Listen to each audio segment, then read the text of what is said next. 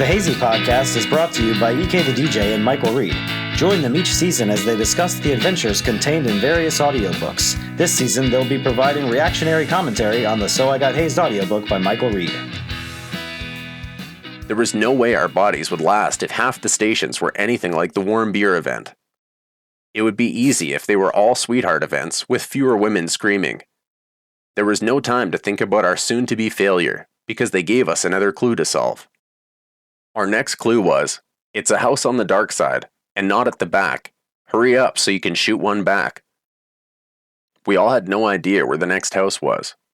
The brothers exploded at us, and eventually told us that it was Mitch's house.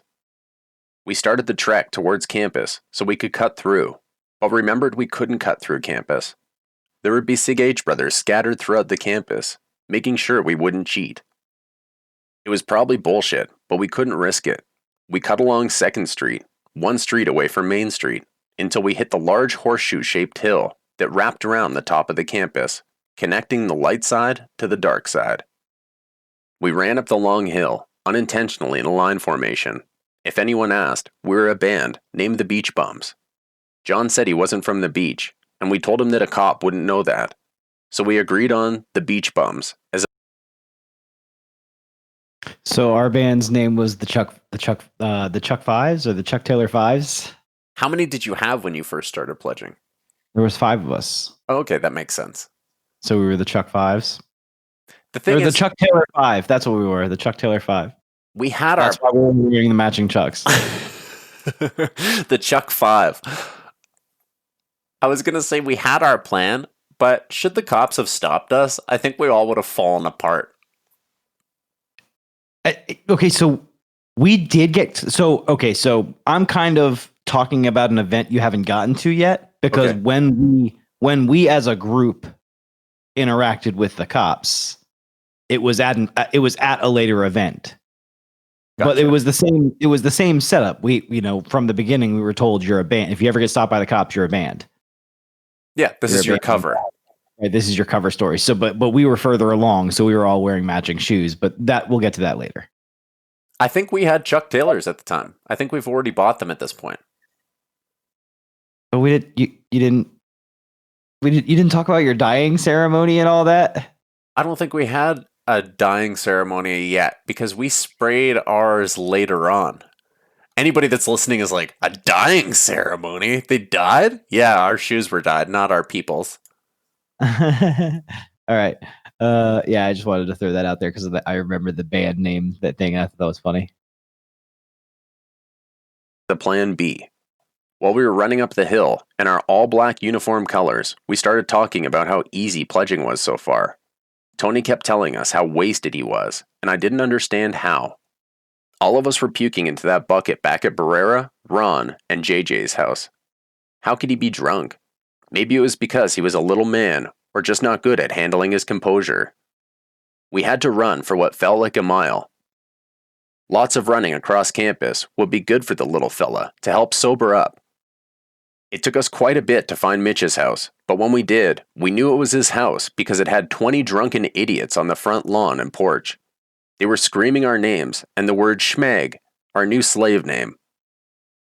As we ran up to the house, the typical, "Come on, hurry up, let's go, move it," shouts could be heard, probably from blocks away.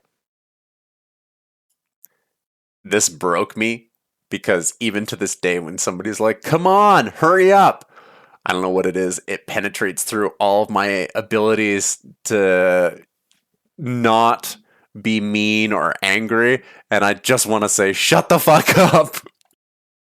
Yeah, I don't like being rushed at all. And I'm normally like ready to go fairly early for things. Me too. Getting out the door is another story, but I'm usually ready to go before I get out the door. We ran to the entrance of the house where we were stopped by Forrest Grimes. He kept asking us if we knew how to squawk. He was completely wasted and making a fool of himself. When we got inside, we were told that we were going to learn how to squawk. We all piled into the living room of the 2-bedroom house. One of the brothers came out from behind everyone and demonstrated a perfect squawk for us. Then he said, "Did you see it? Do you understand what to do?" He did it again for us to see. It looked like the worm mixed with a burpee. At the end of his movement, he screamed at the top of his lungs, "Squawk!" The brothers all cheered for him, and then put their focus on us. It was our turn to try these retarded-looking ground thrusts. It looked like it was going to kill our balls even practicing. I went first and flopped onto my face. Kerplunk! It looked like I was trying to do a flat drop plank onto my face. The vicious uproar that happened afterwards really made me want to get it the next time I tried. Chippy said he could demonstrate another squawk for us. After he did the squawk perfectly, the brothers cheered for him. When it was my turn to try again, I felt pretty confident in myself. I wasn't sure if any of the warm beer we indulged in earlier in the night made it to my stomach, giving me liquid courage, or if it was the pressure to succeed from the brothers is what did it. I tried a second time after the berating from the brothers in the room, but came to the same result. Kerplunk. I landed right on my face. "Oh, 2 in a row! Look at him like a broken fucking crane!" The brothers laughed. They continued laughing and cheering. I was entertaining them. Perfect, you can't kill the muse, I thought to myself. I tried for a third time and pulled a major belly flop, followed by a poor hump and me yelling squawk. Squawks were very hard without arm strength. I was a long distance runner. I didn't have arm strength. So the way you describe a squawk, the way I remember it being described to me was you go into a handstand and then you kind of back into a worm, and then you prop yourself up on your arms, and then you yell the squawk, right? So I always I was always terrified that my arms were going to buckle in the handstand. Never happened, but I was always terrified of that possibility. If you were super strong, which happened like later on for me, you're able to do it in such slow motion that you can just like feel that you're doing a perfect squawk. But in the beginning, I had no idea what I was doing. Oh yeah, between tripods and the other exercises, I mean, even to this day, I can do like 10 pull-ups without blinking. My upper body strength is way more than I think it should be, considering I don't work out. I don't even know if I could do a tripod anymore. Wait there. I can still do upside down push-ups. Ladies and gentlemen, he is attempting a tripod. Okay, so I can definitely still do a tripod. Funny. Yeah, I can definitely still do a tripod too. I can still do standing push-ups. You know, where you do a handstand against the wall and you do push-ups with your dick a-flopping against the wall. Oh yeah. So, in case anybody wants to know, I'll try to post a video on how to do a tripod separately. Good idea. Well, the brothers were telling me to yell louder next time. Say it like you mean it, with conviction, with pride, with balls. That's it. You're done for now. This is painful to watch. You'll have an entire semester to learn how to not suck balls at squawking, Mitch said. Mitch had hung out with us at the beginning of the semester before Fox and Hounds. He was the one that smoked a blunt with us on Callum's front porch. Mitch didn't have to yell at me for his words to sting. He kept a firm voice, which made you have to listen to what he had to say, whether you wanted to hear it or not. It was like his voice penetrated your ear shields, and it went straight to your cerebral cortex. He told me to go to the next room and take a shot. The next room beyond the squawking room was the kitchen. Patrick O'Connor was standing in it with the lights off, holding a shot glass, faintly illuminated by his lighter. He said, "Here's your shot. Now shoot it back like a champ, and don't be a pussy." I rocketed back the shot. It had something in it, but I swallowed it. When I was done, Patrick O'Connor told me to go through the kitchen door and out into the backyard. Next, I could hear Tony going through the same thing. When he came outside, Tony told me what was in his shot glass because he could see it. Tony's shot glass had bourbon, a goldfish, and 2 broken cigarette butts in it. A brother didn't have a place to throw his cigarette, so he broke it in half and threw it in Tony's shot glass. This still makes me laugh, even listening to myself say it.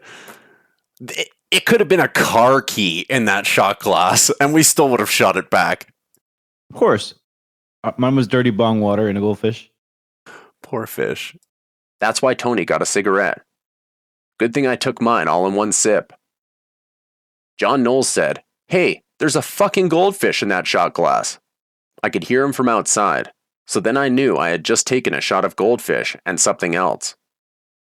I heard O'Connor yell, "Take it, you fucking pussy. James, Tony, and Mike already did, and they're waiting for you." When John was done, he came out of the back door and out into the dark yard where James, Tony, and I were standing waiting. "They just made me eat a fucking fish," John Knowles screamed. Our next clue was, you've been giving chase to them all night with minimal success, and when you rush to their den to indulge in trays like men, be sure not to make a mess. This was easy. Even Tony got it. Tony said, "That's Chippy's house." Thanks, Tony. What had me curious was the second portion of the puzzle. What the hell was a tray? I was wondering if it was a tray of food or a tray of more warm beer. It didn't matter what it was. They couldn't haze us all night. We would just have to keep playing the game. I am so happy that I wrote down all of the trivia questions exactly how they were said, because it is still awesome to this day. I was saying, I'm surprised you have all the trivia questions. I got everything, man. Hardest part's changing who the real people were. Yeah. And remembering the list. That's the toughest part for you. I had to go through this book like many times. If I only went through it for grammar that many times. Just before we left, Kyle Baker ran out of the back door of Mitch's house and said, "Hey, don't even think about running through campus. And if you're smart, you'll run around the top of campus again, up the hill." We all looked back at him puzzled, because it would be much easier for us to run around the lower part of campus where there weren't any giant hills. We jogged back up the hill, around the giant university sign, and back to the light side. We were going to have diesel calves if we had to do this every day this semester. We ran down the first street we came across, and then head straight towards Chippy and Eric's house. It was exciting, but our stomachs were starting to fill with an unfamiliar concoction of warm beer and seafood. We knew that any more chances to catch Chippy and Eric were over, so we all agreed as a pledge class that we wouldn't sprint or run fast to each house. If we wasted our energy, we may be pooched later if the events kept going all night. Even without running, it only took us a little over 10 minutes to get to their house. When we rounded the back alley near their house, we could see a few brothers outside holding 40s and smoking cigarettes. "Took you fucksticks long enough?" a brother yelled when he saw us coming down the hill. When we got closer, we could see Callum, Chippy, Krabs, and Eric standing outside. Krabs didn't say a word to us the entire night. He just watched. Callum, Chippy, and Eric showed us inside, where there was nothing to memorize or learn, nothing to gain, nothing but a boring apartment. Chippy brought us into the kitchen, and there were 5 ice cube trays lined up in a neat row, one for each person in my pledge class. We couldn't all fit into the kitchen, so Eric gestured towards the ice cube trays and said, "Mike and John can go first. James and Tony second. Go ahead, Mike." I walked into the kitchen from the crowded living room. There were 5 or 6 brothers that I could remember being there. By this point, I was so into this event that I wasn't paying attention to them. I had already gotten yelled at once for looking at brothers and not drinking a warm 40 right away. I didn't want to get yelled at again. As I got closer to the ice cube trays, I saw what looked like hot sauce, or vomit, or runny shit down one side of the ice cube tray, and what looked like piss down the other side. My immediate thought was that I wasn't going to touch the ice cube tray for the life of me. This is actually about the time that my inner senses decided to catch up with me again. I had to ask myself what the fuck I was doing there. I wanted to say fuck this, punch one of them in the face on the way out, and quit, but I didn't. Instead, I just tried to figure out what the more distasteful looking item on the menu was. I said, "That looks like piss. Is that fucking piss? If that's piss, I'm not drinking that." "It's not fucking piss, Strikes, and you will drink it if you want to keep going through the events tonight," Chippy said. My mind was spinning. I already had come so far in the night. Was I going to give up over something that probably wasn't what I thought it was? Besides, even if they both were what I thought they were, you have to try everything once, right? And this was college. I grabbed one of the straws and started to suck out the shit side. After sucking the first cube of shit, I looked up for a moment to quickly swallow. What I thought was shit was not. It was a conglomerate of hot sauces and nasty condiments. As I savored the awful combination of tastes, I turned back to see how John was doing. It might as well have been shit. There was never anything that wasn't a gross combination of lots of things, I think. There was never any just pure... I take that back. I remember sardines, pure sardines, and I remember pure clam juice. Yeah, clam juice is fucking disgusting, though. Who do you know that drinks clam juice? And sardines, Nobody. Yeah, sardines are a great source of protein. But when somebody gives you sardines after your mouth's already dry, it's like, oh, this is terrible. Horrific. He hadn't even touched his ice cube tray yet, and to my displeasure, I saw that he had been watching me the entire time, as if I were the guinea pig for the both of us. I laughed, and I got yelled at and went back to my disgusting ice cube tray. If there is any exemplary person that can show you how to pledge smarter and not harder, it was John Knowles. That dude took every shortcut possible. You mastered it. Mastered pledging. At the same time, John decided to get a little bit of courage and said, "Fuck this." He tipped his entire tray upwards, and it funneled perfectly into his mouth. Not a single drop from the piss-licking side hit the floor. As for the hot sauce, most of it landed in his mouth, but the rest fell onto his shirt and face. "Look at John, putting it back like a fucking man," Chippy cheered. I saw this all out of the corner of my eye as I gagged through individual ice cube molds of crap. I started to feel competitive, because that was bullshit. I would have poured the tray into my mouth too, if I didn't think we had to use the straws. I also never knew that you could turn an ice cube tray vertically, and everything would pour out of it so perfectly. That's when I figured that the brothers just wanted us to eat the shit, and they didn't care how it got into our stomachs. Would you say that's an accurate statement? Yeah, I think they just wanted us to experience the pain of the eating it. But it didn't matter how it got into your mouth, right? Like, you could have scooped it off the floor, you could have sucked it through that little fucking cocaine straw that you guys gave us. Right. I picked up my ice cube tray and put the whole thing back. I spilled half the piss on my face and got all the vomit-looking hot sauce down. The piss-like substance was warm and kinda bitter. It had a kick like it was a strong booze, but I couldn't tell, because I'd never drunk piss before. On top of which, what I thought was piss was being mixed with a combination of horrible condiments from the other half of the ice cube tray. It made a wonderful mixture that I couldn't wait to throw up. "Good job, guys," Eric said. "Not really," Krabs said, looking at Eric. He hadn't said a single word to us since our first pledge meeting. It was James's and Tony's turns to dine in next. They each used the Knowles tray method and tipped their ice cube trays into their mouths. Krabs was like that guy that hires a bunch of prostitutes just to have sex with each other, and then he just sits and watches quietly in the corner. Agreed. That's, yes, accurate description. They devoured theirs quickly, doing a great job. They wanted to get this event over with, just as quickly as John Knowles and I did. "Okay, guys, now get to the fraternity house and wait for your next instructions. No more clues," Callum said. We couldn't believe they were going to make us do more. We sighed and started on our journey back to the fraternity house. We went down the back alley, behind Eric and Chippy's house. When we were jogging back to the fraternity house, we started talking amongst ourselves. We debated whether or not there would be anything else to do, or if we were done at the next station. Tony kept saying he wanted to quit, and James kept telling him it wasn't bad. James did mention that we should be mindful that we had class the next day, though. I tried to turn the tone by saying, "Fuck that Krabs guy, man. Doesn't say a fucking word to us, except not to get in trouble, and then doesn't say shit to us again tonight. Instead, he has to be a passive bitch and say we didn't do a good job. Let's see his fat ass run around this fucking campus." We were almost back to the fraternity house when James responded to what I had said about Krabs. "He definitely did this already, or he wouldn't be in the fraternity, Mike. James was right, and if Krabs could do it, we could all easily do it.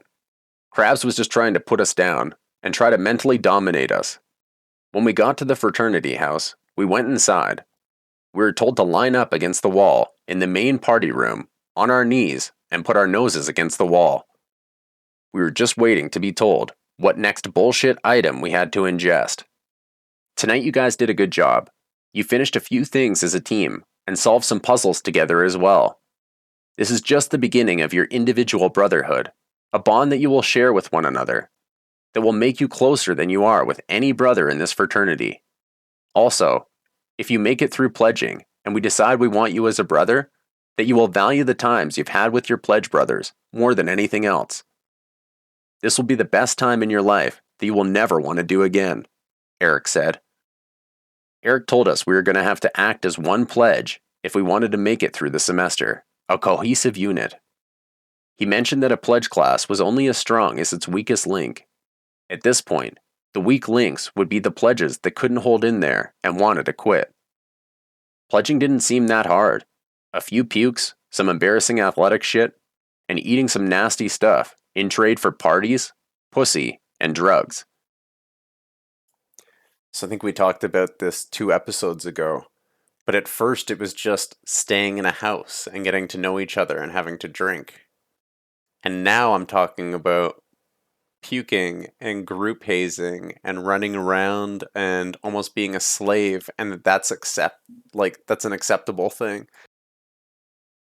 You acclimate really fast when you have to. Absolutely. It seemed like I would make out like a bandit in the end. When the brothers were done constructively criticizing us, my phrase for verbal hazing, they told us to turn around when they turned on the lights. When you turn around, you will meet your big brother. Your big brother will be someone who will help and support you in the fraternity. They think that they will get along with you well. Know that some brothers wait for 4 years or more of their college career before picking a little brother, so you should all appreciate this, LT said. When we turned around, we were each face to face with a fraternity brother. I turned around, and in my amazement, my big brother was Eric Davis. I thought that Callum, Chippy, LT, or one of the Meathead brothers would have chosen me. The fact that Eric picked me as his little brother made me even more excited because he was cool. Eric and I had a lot in common: music, drugs, drinking, and we both had a Beach Boy vibe. He also loved smoking copious amounts of cannabis.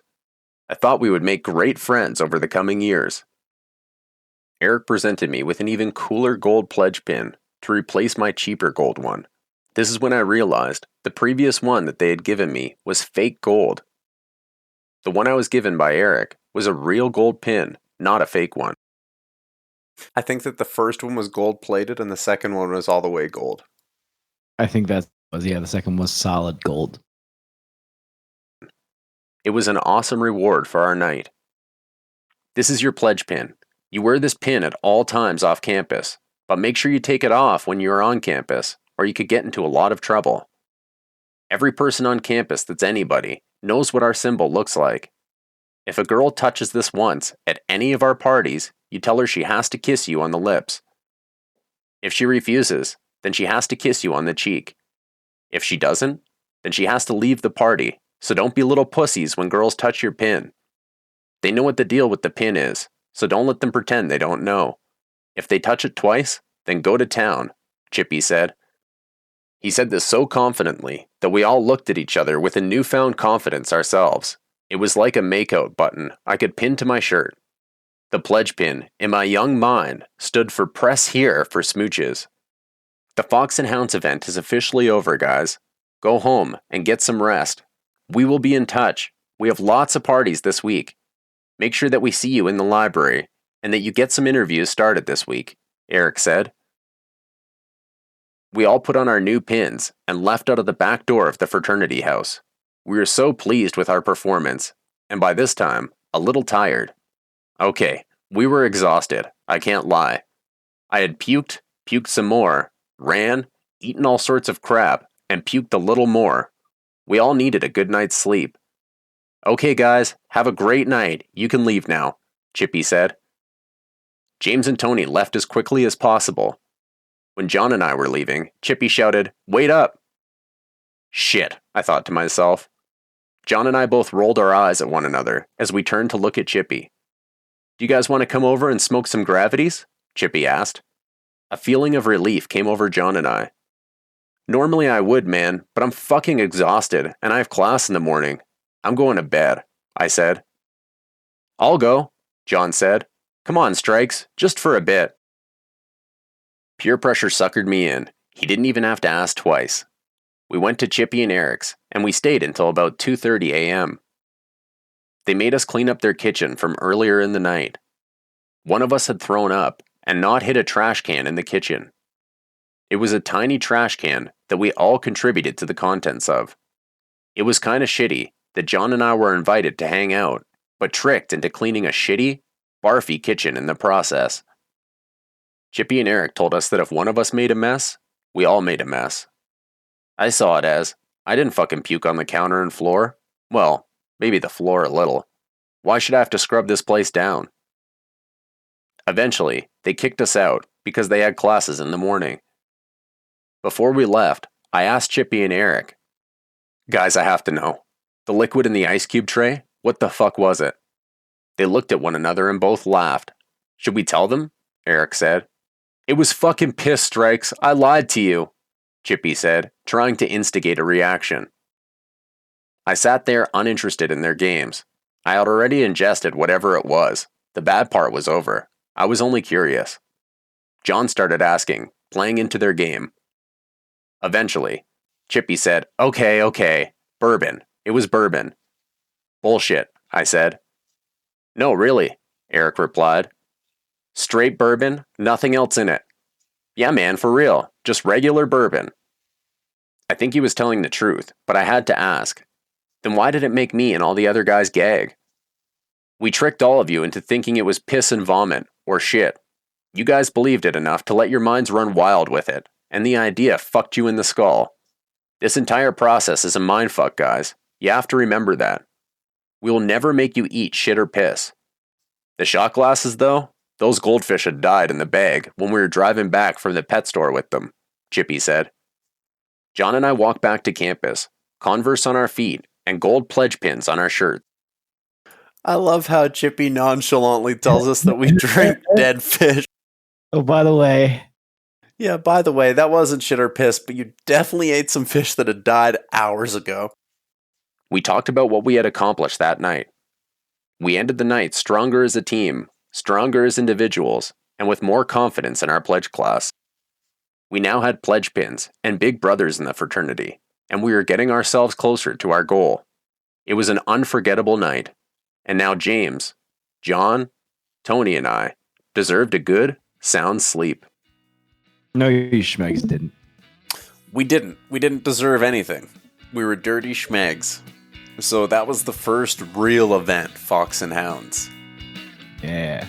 And now it's all just going to devolve from here until we're just troglodytes by the end of the chapters. Gonna be so good. Tune in next time, homies! Yay!